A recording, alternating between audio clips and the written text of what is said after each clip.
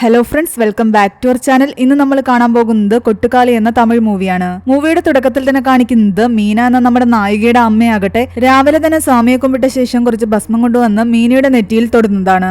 മീനയാകട്ടെ ഒന്നും മിണ്ടാതെ ബാധ കയറിയ പോലെ ഒറ്റയിരിപ്പായിരുന്നു. അവളുടെ അടുത്തായിട്ട് ഒരു പൂവൻ കോഴിയും കെട്ടിയിട്ടിട്ടുണ്ടായിരുന്നു. അങ്ങനെ നേരം വെളുത്തു കഴിയുമ്പോഴാകട്ടെ മീനയുടെ അച്ഛൻ അവളുടെ അമ്മയോട് പറയുന്നുണ്ട്, നമ്മൾ എന്ത് ചെയ്യാൻ പറ്റും, നമ്മളൊരു പെൺകുട്ടിക്ക് ജന്മം കൊടുത്തു പോയില്ലേ, അതുകൊണ്ട് ഇതെല്ലാം അനുഭവിച്ചേ പറ്റുമെന്ന്. എന്തായാലും അവിടെ വരെ പോയിട്ട് വരാമെന്ന്. അതിൽ നിന്നും ഇവരെല്ലാവരും എങ്ങോട്ട് പോവുകയാണെന്ന് മനസ്സിലാക്കുന്നുണ്ട്. അടുത്തത് നായകനായ പാണ്ഡ്യയുടെ വീടാണ് കാണിക്കുന്നത്. മീനയുടെ മുറച്ചെറുക്കനായിരുന്നു പാണ്ഡ്യ. മീനയും കൊണ്ട് പാണ്ഡ്യയുടെ കുടുംബവും മീനയുടെ കുടുംബവും ചേർന്ന് എവിടെയോ പോവുകയാണ്. പാണ്ഡ്യയുടെ കഴുത്തിലാകട്ടെ അവന്റെ സഹോദരി മരുന്ന് പുരട്ടി കൊടുക്കുന്നുണ്ട്. അവൻ സംസാരിക്കാൻ കുറച്ച് ബുദ്ധിമുട്ടുണ്ടായിരുന്നു. എന്തോ അസുഖം അവന്റെ തൊണ്ടയ്ക്കുണ്ടെന്ന് നമുക്ക് മനസ്സിലാക്കാം. പാണ്ഡ്യക്ക് 2 സഹോദരിമാരായിരുന്നു. അവർ 2 പേരുടെയും വിവാഹം കഴിഞ്ഞതാണ്. അതിലൊരു സഹോദരി അവനോട് പറയുന്നുണ്ട്, നമ്മൾ ആ മീനയോട് എത്ര തവണ പറഞ്ഞ് മനസ്സിലാക്കിയതാ, എന്നിട്ടും അവളുടെ വാശി കളയാതെ അങ്ങനെ തന്നെ ഇരിക്കുകയാണ്. അഹങ്കാരിയായ അവളെ എന്തിനാ നീ കല്യാണം കഴിക്കാൻ നിൽക്കുന്നത്, നിനക്ക് ഇഷ്ടം പോലെ വേറെ പെൺകുട്ടികളെ കിട്ടുമെന്ന്. ഇത് കേട്ട് ദേഷ്യം വന്ന പാണ്ഡ്യയാകട്ടെ അവന്റെ സഹോദരിമാരുമായിട്ട് വഴക്കിടുന്നു. ചെറുപ്പം മുതലേ മീനയെ പാണ്ഡ്യക്ക് വിവാഹം കഴിച്ചു കൊടുക്കാന്ന് വാക്ക് കൊടുത്തിരിക്കുകയായിരുന്നു. മീനയുടെ അമ്മയാകട്ടെ അവളെ റെഡിയാക്കി നിർത്തുന്നുണ്ട്. അവൾ അപ്പോഴും ആ പൂവൻകോഴിയെ തന്നെ നോക്കി നിൽക്കുകയായിരുന്നു. അതിന്റെ കാലിൽ ഒരു ചരട് കെട്ടി ഒരു കല്ലുമായിട്ട് ബന്ധിപ്പിച്ചിരിക്കുകയാണ്. അത് രക്ഷപ്പെട്ടോടാൻ ശ്രമിക്കുന്നുണ്ട്. ഒടുവിൽ ചരട് പൊട്ടിച്ച് അവൾ ഓടിയെങ്കിലും അവിടെ ഉണ്ടായിരുന്ന ആൾക്കാരെല്ലാം ചേർന്നിട്ട് അതിനെ പിടിക്കുന്നു. മീന അപ്പോഴും ഒന്നും മിണ്ടാതെ തന്നെ ഇരിപ്പാണ്. ഇവിടെ നിന്ന് രക്ഷപ്പെട്ടു പോകാൻ തനിക്കും കഴിയില്ല എന്നതാണ് അവൾ അതിലൂടെ മനസ്സിലാക്കുന്നത്. അങ്ങനെ മീനയും മീനയുടെ അച്ഛനും അമ്മയും പാണ്ഡ്യയുടെ അച്ഛനും അവന്റെ 2 സഹോദരിമാരും അതിലൊരാളുടെ മകനും അവന്റെ കുറച്ച് കൂട്ടുകാരും ചേർന്നിട്ടാണ് ഒരു ഓട്ടോയിലും 2 ബൈക്കിലുമായിട്ട് എങ്ങോട്ടോ പോകുന്നത്. വഴിയിൽ വെച്ച് ഇവരെ പോലീസുകാർ തടഞ്ഞിട്ട് എവിടേക്കാ പോകുന്നു ചോദിക്കുമ്പോൾ അവര് പറയുന്നുണ്ട്, തങ്ങളുടെ കൂട്ടത്തിൽ ഒരു പെൺകുട്ടിക്ക് ബാധ കയറിയെന്ന്, അത് ഒഴിപ്പിക്കാൻ വേണ്ടി പോവുകയാണെന്ന്. മീനയെ കുറിച്ചായിരുന്നു അവർ പറഞ്ഞുകൊണ്ടിരുന്നത്. പോകുന്ന വഴിയെല്ലാം തന്നെ പാണ്ഡ്യയുടെ 2 സഹോദരിമാരും മീനയും അവളുടെ അമ്മയും വഴക്ക് പറയുന്നുണ്ട്. അവൾ +2 കഴിഞ്ഞപ്പോഴേ ഞങ്ങൾ പറഞ്ഞതാ പാണ്ഡ്യയുമായിട്ടുള്ള വിവാഹം നടത്താമെന്ന്. അപ്പോ അവൾക്ക് പഠിക്കണമെന്ന് പറഞ്ഞു. അതിനെല്ലാവരും സപ്പോർട്ട് ചെയ്തു നിന്നു. അതുകൊണ്ടല്ലേ ഇപ്പൊ ഇങ്ങനെയൊക്കെ ആയത്. അവൾ കോളേജിൽ പോകാതെ അന്നേ കല്യാണം കഴിച്ചിരുന്നെങ്കിൽ ഇക്കണ്ട പ്രശ്നങ്ങളൊന്നും ഉണ്ടാകില്ലായിരുന്നു. ഇവരെന്തിനെ പറ്റിയാണ് ഈ സംസാരിക്കുന്നത് എന്നെല്ലാം തന്നെ നമുക്ക് പിന്നീട് മനസ്സിലാകും. അവരിപ്പോൾ പോയിക്കൊണ്ടിരിക്കുന്നത് അവരുടെ കുലദേവതയെ തൊഴാനായിരുന്നു. തന്റെ മകൾ കാരണം എല്ലാവർക്കും ബുദ്ധിമുട്ടായി എന്ന് പറഞ്ഞിട്ട് മീനയുടെ അച്ഛൻ സങ്കടപ്പെട്ടിരിക്കുകയായിരുന്നു. എന്നാൽ പാണ്ഡ്യയുടെ അച്ഛൻ പറയുന്നുണ്ട്, ഞങ്ങളുടെ വീട്ടിലെ ഒരു പെൺകുട്ടിക്കാണ് ഈ അവസ്ഥ വരുന്നതെങ്കിലും ഞങ്ങൾ സഹിച്ചല്ലേ പറ്റൂ. അതുകൊണ്ട് ഒന്നുകൊണ്ടും വിഷമിക്കേണ്ട. ഇപ്പൊ പോകുന്ന സ്ഥലത്ത് പോയി കർമ്മങ്ങളെല്ലാം ചെയ്ത് കഴിയുമ്പോൾ മീനയുടെ എല്ലാ പ്രശ്നങ്ങളും മാറുമെന്ന്. അങ്ങനെ അവര് കുലദേവതയുടെ ക്ഷേത്രത്തിലേക്ക് എത്തുന്നുണ്ട്. ഒരു ഇടുങ്ങിയ വഴിയായിരുന്നു അത്. കഷ്ടിച്ചൊരു വണ്ടിക്ക് മാത്രം പോകാം. അങ്ങനെ അവിടെ എത്തിയ ശേഷം എല്ലാവരും ദേവിയെ തൊഴാൻ വേണ്ടി പോകുന്നു. എന്നാൽ പാണ്ഡ്യയുടെ ഒരു സഹോദരിക്ക് പീരീഡ്സ് ആയ കാരണം അവര് മാത്രം അവിടെ നിൽക്കുകയാണ്. അവിടെ പോയി ചടങ്ങുകളൊക്കെ നടത്തി ഇവര് തൊഴുതൊക്കെ കഴിഞ്ഞിട്ട് എല്ലാവരും തിരിച്ചു പോകുന്നുണ്ട്. എന്നാൽ മീനയും അമ്മയാകട്ടെ അപ്പോഴും അവിടെ നിന്ന് കാര്യമായിട്ട് എന്തൊക്കെയോ പ്രാർത്ഥിക്കുകയായിരുന്നു. മീന ഈ പ്രാർത്ഥിക്കുന്നതെല്ലാം കണ്ടിട്ട് പാണ്ഡ്യക്ക് ദേഷ്യം വരുന്നുണ്ട്. അങ്ങനെ ആ ചടങ്ങുകളെല്ലാം കഴിഞ്ഞിട്ട് എല്ലാവരും തിരിച്ച് വണ്ടിയിലേക്ക് വന്ന് കയറുകയാണ്. അവർക്കിനി മറ്റെവിടെയോ കൂടി പോകണം. എന്നാൽ ആ ഓട്ടോ ആകട്ടെ അവിടെയിട്ട് തിരിക്കാൻ പറ്റുന്നില്ല. കുറച്ചുനേരം അവർ റിവേഴ്സ് പോയി. എത്രയെന്ന് വെച്ചിട്ട് എങ്ങനെ റിവേഴ്സ് പോകുന്നത്, അതുകൊണ്ട് എല്ലാവരെയും ഇറക്കിയിട്ട് ഓട്ടോ അവിടെ വെച്ച് തന്നെ തിരിച്ചു വെക്കാൻ അവർ തീരുമാനിക്കുന്നു. പക്ഷെ മീന മാത്രം ഓട്ടോയിൽ നിന്ന് പുറത്തിറങ്ങുന്നുണ്ടായിരുന്നില്ല.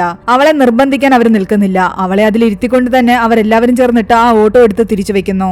അങ്ങനെ വീണ്ടും കുറെ ദൂരം മുന്നോട്ട് പോയി കഴിയുമ്പോഴാകട്ടെ പാണ്ഡ്യയുടെ കണ്ണിലൊരു പൊടി വീഴുന്നുണ്ട്. അവന്റെ പെങ്ങള് വന്ന് ആ പൊടി എടുത്തു കൊടുക്കുന്നു. ഇനിയും ബൈക്കിൽ ഇങ്ങനെ പോകണ്ട, ചേട്ടൻ വന്ന ഓട്ടോയിൽ കയറാൻ അവർ പറയുന്നുണ്ട്. അങ്ങനെ പാണ്ഡ്യ വന്ന് മീനയുടെ കൂടെ ആ ഓട്ടോയിൽ കയറുകയാണ്. അവരടുത്തതായിട്ട് ഏതോ സ്വാമിയെ കാണാൻ വേണ്ടിയാണ് പോകുന്നത്. ആ പൂവൻകോഴിയും അവരുടെ കയ്യിൽ തന്നെ ഉണ്ടായിരുന്നു. പോകുന്ന വഴിയിൽ പുറത്തേക്ക് നോക്കിയിരിക്കുകയായിരുന്നു മീന. അവൾ ഒരക്ഷരം പോലും മിണ്ടുന്നുണ്ടായിരുന്നില്ല. അതിനിടയ്ക്ക് ഒരു പെൺകുട്ടി നടന്നു പോകുന്നത് അവൾ കാണുന്നു. ആ പെൺകുട്ടി തിരിഞ്ഞു നോക്കുമ്പോ അവൾക്കും മീനയുടെ മുഖം തന്നെയായിരുന്നു.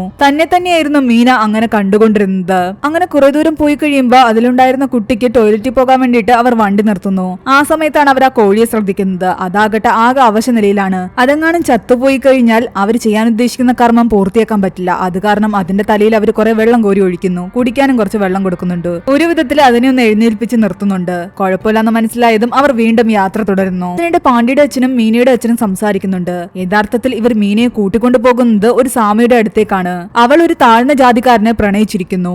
ആ പയ്യൻ ഇവൾക്ക് എന്തൊക്കെയോ കൈവശം കൊടുത്തു എന്നും ഇവളെ വശീകരിച്ചു എന്നുമാണ് അവർ പറയുന്നത്. ആ പയ്യനെ അല്ലാതെ ആരെയും വിവാഹം കഴിക്കില്ല എന്ന് പറഞ്ഞിട്ട് നിപ്പായിരുന്നു ഇവൾ. ഇപ്പോഴാകട്ടെ ബാധ കയറിയ പോലെ ഒരേ ഇരിപ്പാണ്. ആ ചെക്കൻ വശീകരിച്ചതിന് പകരമായിട്ട് തിരിച്ചൊരു കർമ്മം ചെയ്യാനാണ് അവളെ കൂട്ടിക്കൊണ്ടു പോകുന്നത്.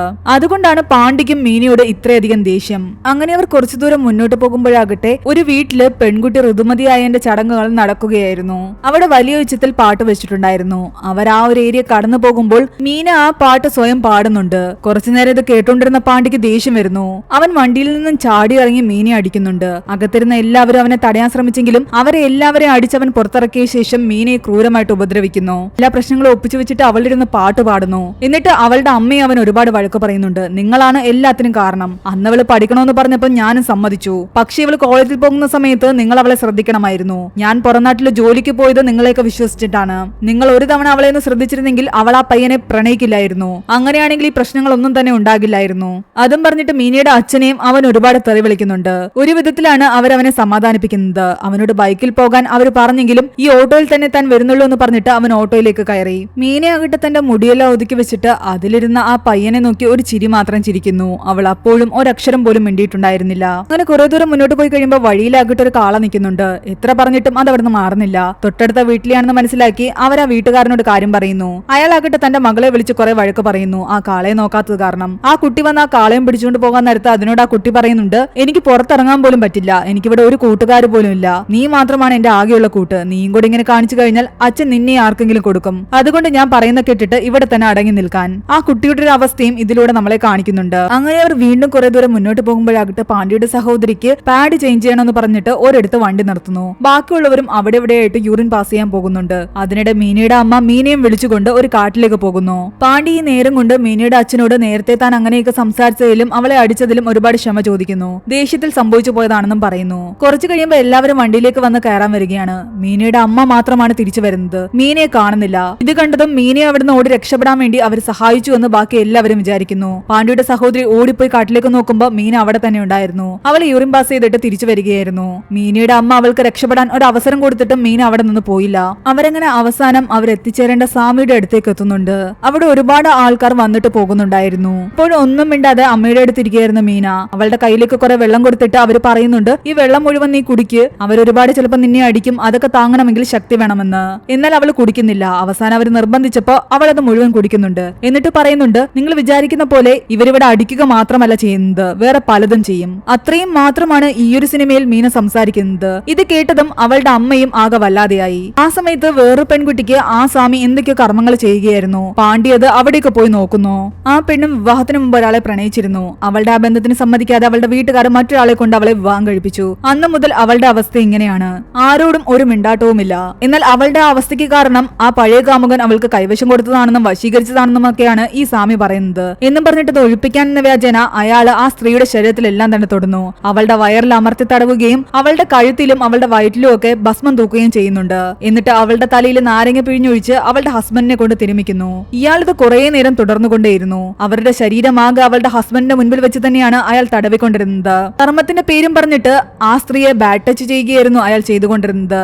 ഇതെല്ലാം കണ്ടപ്പോ പാണ്ഡ്യ ആകെ വല്ലാതെയായി. എന്നിട്ട് അവര് കൊണ്ടുവന്ന കോഴിയെ കഴുത്തറുത്ത് ബാക്കിലേക്ക് അയാൾ വലിച്ചെറിയുന്നു. അവളുടെ ഈ പ്രശ്നം മാറിയില്ലെങ്കിൽ വീണ്ടും അവളെ കൊണ്ടുവരണമെന്നും അവൾക്ക് നല്ല അടി കൊടുത്ത ശേഷം അവളുടെ ശരീരത്തിൽ നിന്ന് ആ ബാധ ഒഴിപ്പിക്കുന്ന ഒരു കാര്യം കൂടി ചെയ്യാനുണ്ടെന്ന് അയാൾ പറയുന്നു. ഇതൊന്നും ശരിയല്ല എന്ന് പാണ്ഡ്യക്ക് മനസ്സിലായി. അയാളാകട്ടെ ആ കോഴിയെ വലിച്ചെറിഞ്ഞെടുത്തേക്ക് പോയി നോക്കുന്നുണ്ട്. അവിടെ ഇതുപോലെ ഒരുപാട് കോഴികളെ പാണ്ഡ്യ കണ്ടിട്ടുണ്ടായിരിക്കാം. അയാൾ തിരിച്ചു വന്നപ്പോ അയാളുടെ മുഖം ആകെ വല്ലാതെ ഇരിക്കുകയായിരുന്നു. അപ്പോഴേക്കും മീനയെ കർമ്മം ചെയ്യാൻ വേണ്ടിയിട്ട് അവരവിടെ കൊണ്ട് നിർത്തിയിട്ടുണ്ടായിരുന്നു. എന്നിട്ട് പാണ്ഡ്യ അവിടേക്ക് വിളിക്കുന്നു. പാണ്ഡ്യ വരാതെ അവിടെ തന്നെ നിൽക്കുകയാണ്. അവൻ ഒരു നിമിഷം ഇത് വേണ്ടാന്ന് പറഞ്ഞു കഴിഞ്ഞാൽ മീനയോട് അയാൾ മോശമായിട്ട് പെരുമാറില്ല. കർമ്മത്തിന്റെ പേരും പറഞ്ഞിട്ട് അവളുടെ ശരീരത്തിൽ അയാൾ തൊടില്ല. എന്ത് ചെയ്യണമെന്ന് ആലോചിച്ചുകൊണ്ട് നിൽക്കുന്ന പാണ്ഡ്യയെ കാണിച്ചുകൊണ്ട് ഈ ഒരു മൂവി ഇവിടെ അവസാനിക്കുകയാണ്. പാണ്ഡ്യ എന്തായിരിക്കും തീരുമാനം എടുത്തിട്ടുണ്ടായിരിക്കുക? അതൊരു ചോദ്യചിഹ്നമായി അവസാനിക്കുന്നു. ഈ ഒരു മൂവിയുടെ സ്റ്റോറി എങ്ങനെയുണ്ടായിരുന്നു നിങ്ങൾ താഴെ കമന്റ് ചെയ്യുക. എക്സ്പ്ലനേഷൻ ഇഷ്ടപ്പെട്ടെങ്കിൽ വീഡിയോ ലൈക്ക് ചെയ്യാനും ചാനൽ സബ്സ്ക്രൈബ് ചെയ്യാനും മറക്കണ്ട.